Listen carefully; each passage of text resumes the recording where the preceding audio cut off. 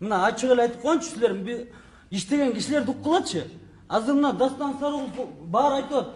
Центера Голд дейм атын 500 тонна алтын чыгарып кеткенден атын эйттеби? Мен мындай эле чыгып кетейинчи мына. Айта кой, оюңду айт. Мен Кумтөрдө юрист болуп иштедим. 3 жыл иштедим.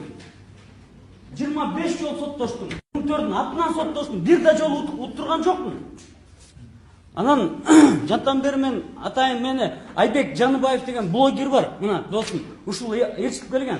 Mo тоңдун жолун сабылып айтабыз, бир сүйлөп койчу деп.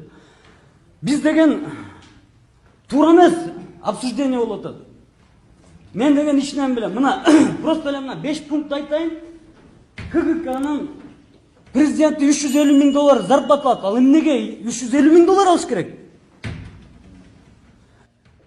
Член совета директорлуктар $85 000 алат. Эмнеге $85 000 алыш керек? Эмне кылганына? $350 000 эмнеге алыш керек? Мен ушуну билген киши катары сурап койгулачы деп жантан бери айтып атам. Анан Дастан Сарыгулду камаш керек. Камаш керек ушул аксакалды. Шапкасын кийгизип барып камап коюш керек. Анан отуруп алып дагы акыл үйрөтөт ушул киши. Мына мен айтайын. Эң биринчи Афинашты текшериш керек. Ген прокурорбу, СМБ, бүт бар Афинашта совсем башка результат. Кумтөрдүкү совсем башка результат. Кара Балтада. Бир. Мен уксаңар айтып берейин, бир 5 мүнөт бергиле мага. Бизде 500 тонна алтын деп ататмы? 300 тонна точно чыгып кетти деп жогорку кеңештен айтылган. 300 тонна алтын $15 миллиард акчасы чыгып кетти. Баарыбыз отурат, мояктын баары. Бир чучукту контики член деп койсо, 1000 сомдук чучукту. Бүт барын, видишли, патриоты на дыбы стали. Вот так, на дыбы стали. Чучукту оскорблять деп. Ай, чучук деген 1000 сом турат. 15-30 миллиард долларын акчасын чыгарып кетти. Бир да кыргыз унчукпайт, отурат. Тилекке каршы акыркы ушул соцсеттерде келип аткан видео кайрылуулар чындыгында мындай тынч отургузган жок. Биздин да ошо катардагы кыргыз жарандары катары биз да ойгонуп өз оюмду билгизгим келди. Бүгүнкү күндө Кыргызстандын ушул туңгуйукка алып келгениге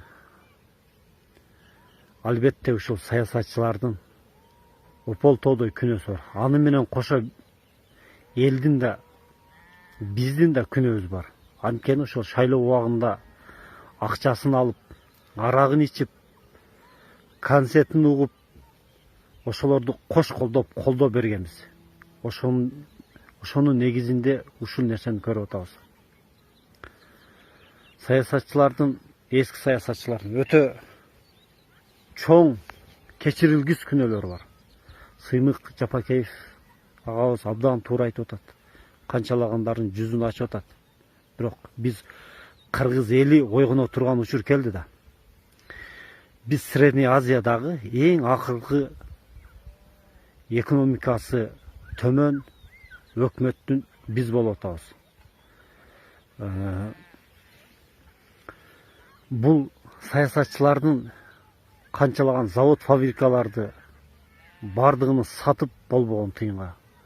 Аны өздөрүнүн бизнесине айлантты. Ошонун негизинде канчалаган миллиондогон мекендештери сыртка чыгып кетти. Сыртка жөн эле чыгып кеткен жок. Ал жерде өтө чоң трагедиялар болуп атат. Канчалаган кыздарыбыз Москвадан өрттөн өлүп келди.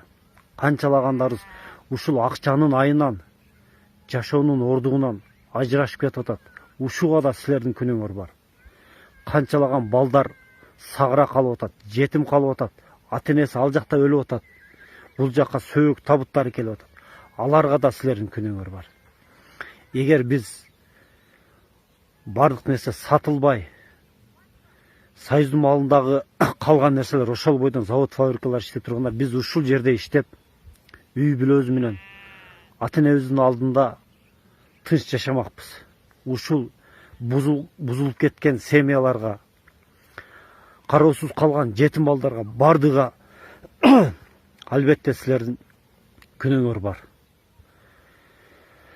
Кыргызстан чындыгында эң жакыр өлкөлөрдүн бирибиз. Бунун эч ким тана албайт. Биз мына коронавирус илдетинде бир ай, 1,5 айда билдик. Биз даже бир 2 ай, 3 айга да туруштук бере албайт экенбиз. Ошондуктан урматтуу кайдыгер эмес жарандар, баарыңыздарды чакырабын. Ушул Сыймык Жапакеев агабыз баштаган уурулардын, каракчылардын жүзүн ачууга биз да кошулабыз. Эгер ушул нерселер далилденип аягына чыккан болсо, жогору жактан баштап аким, айыл өкмөттөргө чейин ушул нерселер болуш керек. Анткени булар жеген нерсени, булар ичип алган нерсени, булар сыртка алып чыгып кеткен акчаны биз төлөбөшүбүз керек. Уктап жаткан эл кул болуп ойгонот дейт. Биз ошол нерсеге келип калдык мына. Кудай сактасын аны. Бирок баарыңыздарды бүгүнкү ушул ыйык күндөрдө адилеттүүлүккө, арамдыктан алыс болууга чакырат элем. Бир киши 28 жыл алдады. Чыңгыз Айтматовду алдады, анысын алды, мунусын алады. Бүгүнкү күндө көрүп атасыңар кайсыл жерде отурганын. Эч качан элдин ырыскысыны убактылуу гана жешиңер мүмкүн. Бирок убактылуу эл кыйналып атат, убактылуу семьялар бузулуп атат. Ошол социалдык, экономикалык каражаттын жоктугунан канчалаган үй бүлөлөр Москвалап азыр сырт жактан чалып атышаттар. Кетели дейбиз, акчабыз жок. Консулга барсак жардам бере албайт. Жардам беребиз, билетиңерди алсаңар учурабыз деп атат. Билет алайлы десек 20 000, 30 000 чоң сумманы айтып атат. Ушул нерсеге, ушу жогорудагы аталган өзүңөр сезип алсаңар керек, кимдер ушул арам тамактан элдин несебинен байыган адамдар. Бүгүн эмес, албетте бересиңер. Бул биз мусулманбыз.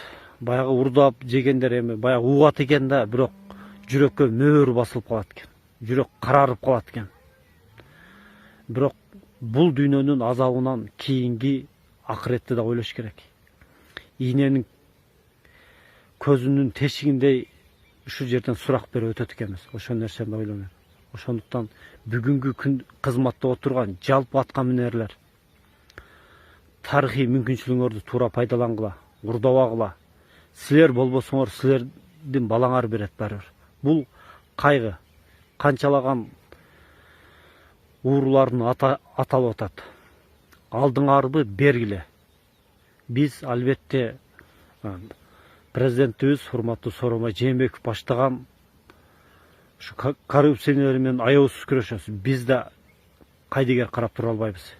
Биз да Кыргызстан үчүн, мекен үчүн кашык каныбыз калгыча күрөшөбүз. Мекен үчүн, эл үчүн, жер үчүн өлсөң мындай арман жок. Ошондуктан биз жалпы эл ойгонуп Сыймык Жапакеев баштаган коррупциялардын бир гана адам эмес, жалпы бардыгын кустуруп, сырткы карыздарды төлөп, ар бир шаарларга жумуш орундар түзүлүп, ар бир айылдарга суулар чыгып, стабилдүү жашоо болуш керек. Ушундай давно биз 15 жыл мурун болушубуз керек эле. Ошонун бардыгы сыртка чыгып кеткен, акчаларды басып, сырт ар кайсы жерлерге особняктар салып салгансыңар. Бирок күжүрмөн эл экен, бардыгын жашоосу кыйла жакшы, көбүнүн жакшы. Бирок мына көрүп атасыздар, соц тармактарга кирсеңиздер, жүрөк оорута турган окуялар болуп атат. Ошолордун бардыгына эски саясатчылар силер күнөөлүүсүңөр. Эски саясатчылар жаңыны ээрчитип кетип атканга да силер күнөөлүүсүңөр. Ошондуктан бүгүн ушуга точка койбосок, эртең кеч болуп атат. Анткени жаңы келген саясатчылар айтат, урдап жашаса болот экен деген ойдо калат. Ошондуктан коррупция менен жалпы кыргыз эли да аябысыз күрөшүш керек. Мыйзамда бар, Конституцияда жазылган бийликтин бирден бир бутагы болгон бул эл дейт. Ошондуктан биз ар бирибиз өзүбүздүн укугубузду туура пайдаланып, коррупция менен күрөшүүгө жардам берели ойгонойлу. Эртең кеч болуп калат.